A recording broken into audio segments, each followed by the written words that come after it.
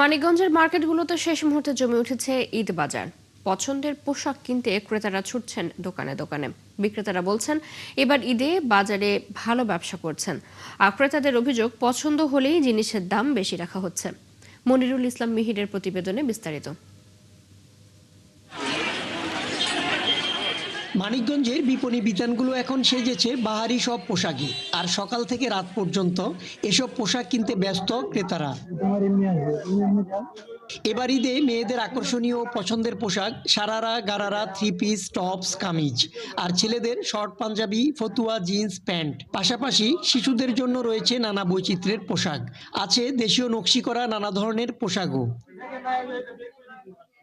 ক্রেতারা বলছেন বাহারি ডিজাইনের কালেকশন আগের মতোই clean. Berger easy clean fresh, দেয়ালে দাগ থাকবে না, রাখবে সুরভিত। পছন্দ করা কঠিন, তারপরেও স্বাদ আর সাধ্যের মধ্যে কেনাকাটা করছেন তারা। তবে পছন্দের পোশাকের দাম বেশি নেওয়ার অভিযোগ তাদের।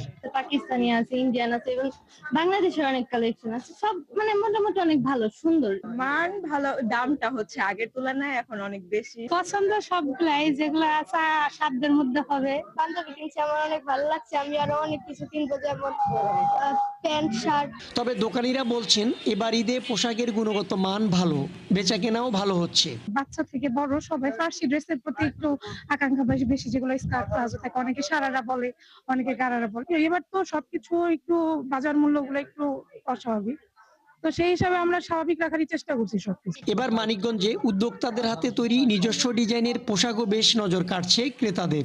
গরমের কারণে দেশীয় সুতি কাপড় বেছে নিচ্ছেন তারা। নতুন নতুন ডিজাইনের পোশাক থাকায় বিক্রি বেড়েছে বলছেন উদ্যোক্তারা।